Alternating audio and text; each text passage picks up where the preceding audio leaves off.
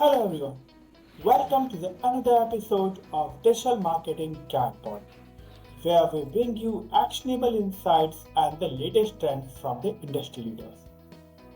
Today, we are exploring about AI influencers versus human creators, who's winning the attention game.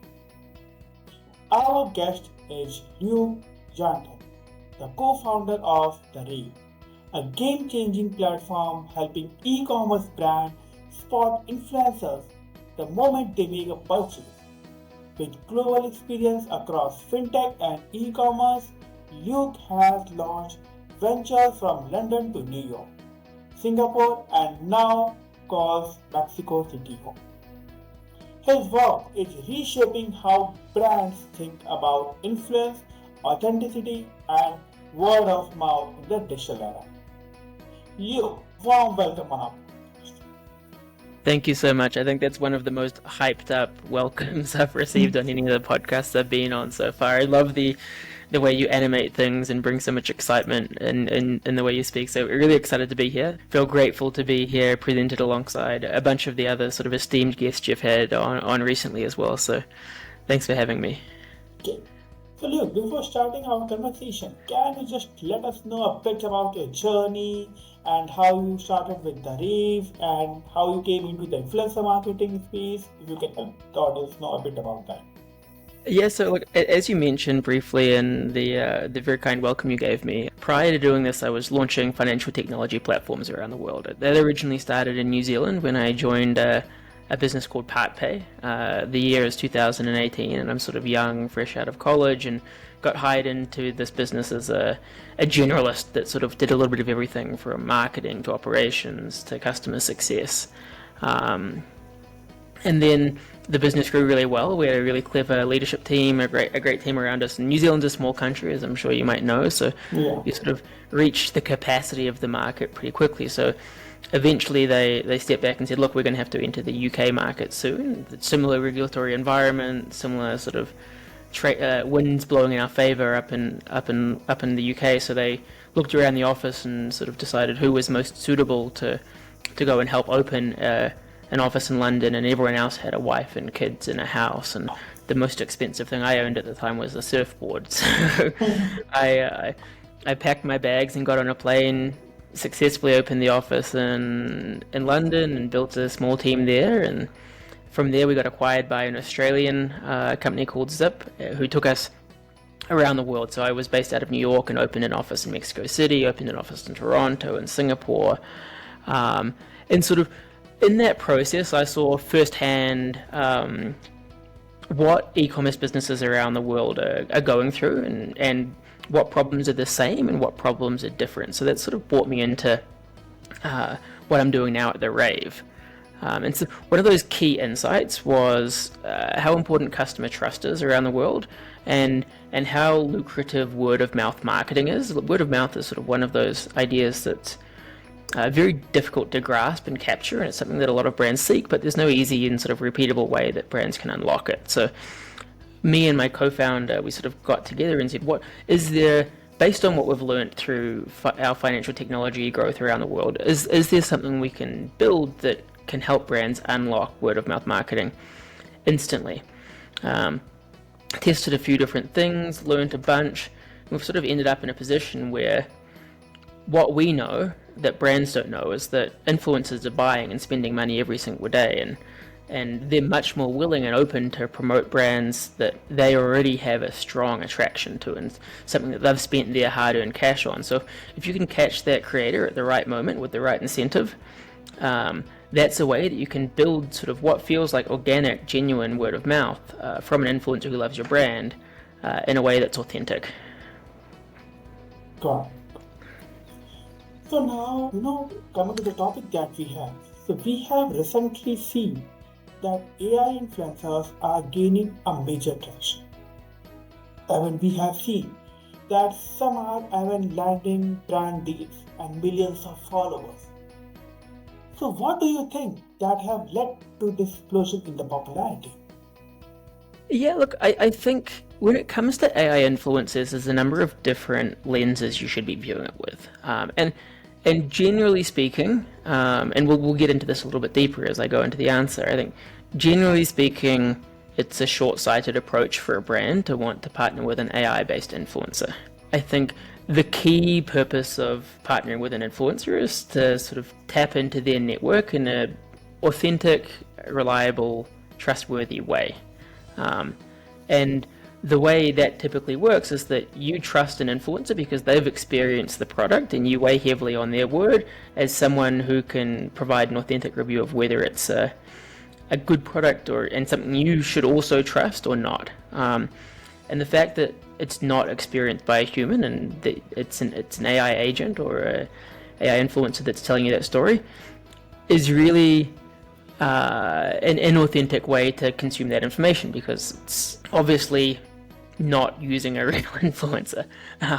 So look, I think it's short-sighted and that customers will see through this eventually. At the moment, there's a small hype cycle where people are used to consuming so much information and it's another face telling them something. It's going to reach a saturation point very quickly, in which case there's going to be even a stronger return to traditional creator marketing and influencer marketing, where I will seek out people who I can trust and who I can rely on. But that's not to say that there's no place for AI agents and AI influencer marketing in this space. And by that I mean, I'm seeing a bunch of brands really cleverly sort of doing some micro tests using artificial intelligence based influencers. So if you're trying to work out what script feels right for an influencer, you can plug 5 or 6 different scripts into these AI influencers to work out, hey, this feels good, or this feels not about right, or this is way off and this is something that's not going to resonate well with the audience. So you can use it in a way that can sort of test out and workshop content and ideas, but to serve that content to your actual audience at scale, I think is short-sighted and slightly insulting to the intelligence of your customer base. So, in your view, what do you think are the core strengths? And Evan, what are the core important weakness that these AI influencers have compared to the real human creators? This is the strengths and weaknesses of an AI influencer. It's a good question. It's an interesting, and it's sort of, as someone who has an absolute love for genuine, authentic influence, it's a question I feel a little bit uncomfortable answering, but it's a good question nonetheless. So, benefits and strengths of an AI influencer is 24/7 availability with no burnout.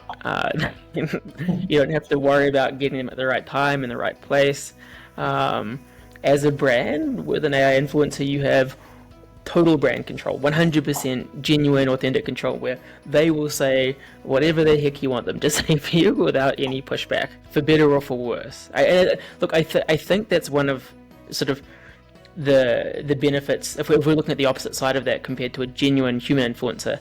The fact that the AI influencer will say whatever you want is actually sometimes a weakness, in that getting a genuine creator or an influencer speaking to your product, it gets them saying it in their own words in a way that they know will resonate with their curated following. But they'll say whatever they want. And then I guess the other element is that it's very scalable storytelling without any bottlenecks, where you get an endless flow of content that you can chop up and post on social media. The weakness is that there is no human experience.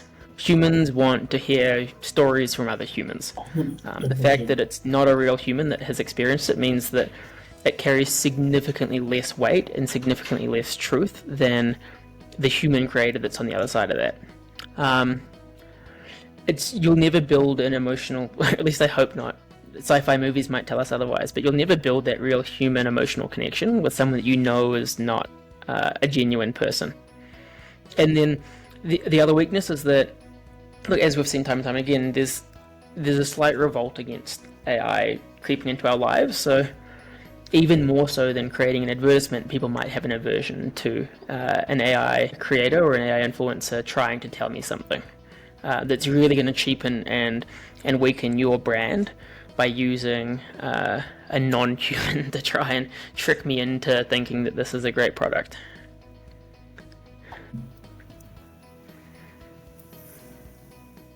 So, according to you, what do you think that Are the audiences emotionally connected with these AI influencers the same way they do with human beings? Or do you think there will be novelty effect?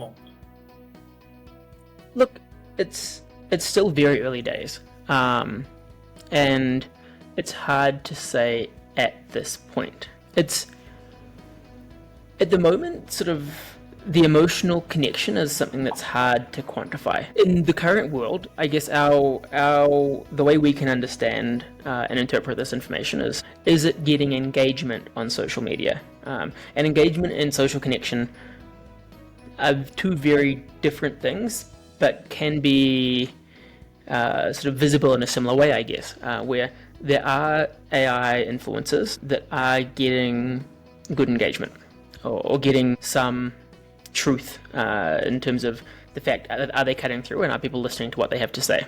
I think that younger audiences might flirt with the idea of AI fandom, and I think some people will argue against me that this is no different to creating a character in a fiction novel, creating an AI creator or an influencer that can build and sort of enjoy their own unique following. And I think that's very possible. I don't see any evidence as of today that these people are getting anywhere near the same emotional connection that real creators are. And I think there's something human to the fact that I like this creator because they have experienced something similar to me. We have shared experiences, therefore I trust you. You have used this product to solve a problem that genuinely exists in your life, and I have that same problem. Let's use like a very basic example where I might be looking for a supplement to help me improve a certain element of my life. Maybe it's a protein supplement because I go to the gym and I want to make sure that my body's getting the nourishment it needs after I've had a workout. I will never believe truly that an AI agent or creator has that shared experience of me because they've never been to the gym. I can tell myself it's true in sort of a very light story I might tell myself for 30 seconds or 40 seconds, but when push comes to shove, they haven't experienced the pain in the muscle that exists the next day based on not getting the right supplementation and post-workout. So I think for now it's more novelty than genuine connection, and I think it's going to die out over time, is my general overview there. No, definitely, that's the right thing. So now since this AI is generally used by Gen Z and Zen. So like for different generation they have different adaptation of the way they use AI. I would say the newer generation have comparatively a better comfort compared to the older generation who have been doing a lot of things into the physical world. Now, when we talk about influencer marketing, so how do you think that how Gen Z and Gen Alpha are perceiving these AI influencers compared to the millennials or I would say Gen X? Is the younger generation more open to these artificial personalities? Because that is what we have been seeing upon, that these younger generation are using lot of AI tools, lot of AI services out there to ease their life. Yeah, look, I think there's a couple of interesting elements here if we look at the way that different generations will consume and sort of deal with this particular new piece of technology. And I think this is another interesting thing to consider here, I guess, is that how many influencers are these people exposed to, and where are they consuming their media? So when it comes to Gen Z, their awareness set and the number of influencers they encounter on a daily basis will be significantly higher than the subsequent generations that follow them. Someone in my parents' generation might have 5 or 6 influencers that they're keeping tabs on and interested in. I know my mother, she'll reference her favorite cooking influencer regularly who's putting out some really interesting flavor combinations that excites her, and my father, he's really into sailing, so he's got some sailing influencers that he keeps tabs on. But compared to me, where I'm seeing every day as I scroll through my feed probably and that I have a genuine interest in, maybe upwards of 40. So I think the fact that I just have so much more surface area means that I probably have more, I'll consume more of this artificial influencer content. My willingness to receive that is, as my willingness to receive any influencer content would be higher than that of my parents. But I think an interesting trend we're seeing at the moment as well is where it's not exclusively influencer AI influencer content, but there can also be sort of a combination where it's partially influencer created. So this is a trend that we're seeing a lot, and sort of started probably 2 or 3 years ago with a genuine influencer producing content, but having the audio over the top being artificially created by a sort of AI voice production tool. So because we already have that sort of fragmented where it can be slightly artificially created and also partially human created, I think that's why, because we as a generation are so much more willing to consume that type of artificially generated content, that an AI creator feels less abrasive to us and might slide in sort of to be a little bit more natural. That could be a key difference in the consumption. So, how do you think that from a brand perspective, because now we were discussing from the audience perspective, now from the brand perspective, what is more valuable to them? Is it control with AI or unpredictability with the human creators? How do you think most marketers are answering that today? Yeah, look, people are going in different directions. The way I tend to think about this is that trust is such an important element when you're building a brand. Maybe the most important element. And trust is something you can only lose once. Once you've lost it, it's almost impossible to get it back. And I think that using AI creators is a huge risk in terms of the trust that you've built with people who know and love your brand. Even with the unpredictability and the difficulty of managing and onboarding particular human creators, real life creators who are out there in the wild, I think that risk and that pain of having to manage them. And look, there are tools like that out there, like the tool that we've built that helps brands find real life creators that have purchased from them organically, and we can automate the activation process. Even though that is a slightly slower and more painful process and possibly slightly more costly, it preserves trust and authenticity within the brand, which is something that is so hard to foster these days. So my answer would be, I think AI creators as a marketing tool, very short-sighted and risks destroying brand trust and brand authenticity, whereas human creators, although slightly less efficient, is the long-term solution. So you have given a lot of information today. Let us have a last point from your end. That if you had to bet in 5 years, what do you think? Will AI influencer dominate the attention economy, or will the human touch still win out the game? Look, I think 5 years from now, the value of genuine human creators that have a genuine following and trust, they're going to be worth their weight in gold. You see it now already. These brands that are building ambassador armies around them, where they have this consistent group of everyday shoppers and micro creators and real creators and influencers who consistently post about them. Those are the brands that become unstoppable because they have genuine word of mouth. They create a wave, and to ride that wave as a brand in 2025 is so critical.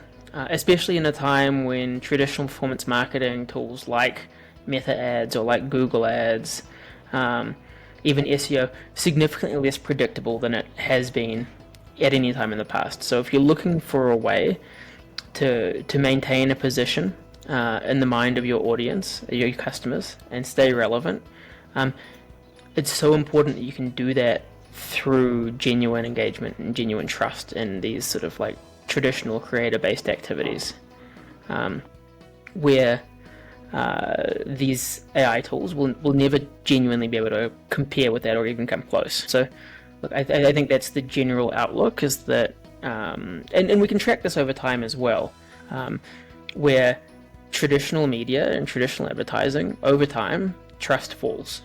And even traditional influencer marketing, where once these 1 million, 2 million follower count creators used to be really high trust, now we're seeing a very clear trend that as the follower count increases, the level of trust that you have for that creator will decrease. As such, I think the absolute gold in 2030, let's pretend the year is 2030, is these micro creators or nano creators that have 5,000 to 15,000 followers that care what these people have to say, and they work hard to ensure that everything they're sharing is authentic and genuine.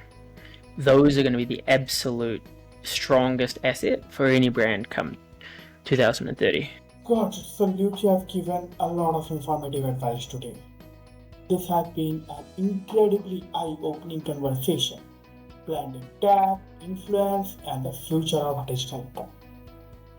To our listeners, as you rethink your influencer strategy, remember it's not just about followers or flash, it's about the real connection, whether human or artificial.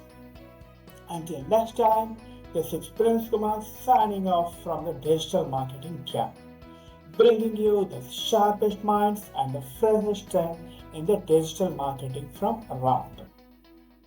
Thank you, Luke, for being here with us and sharing a lot of valuable advice. Thanks for having me. This has been a great conversation.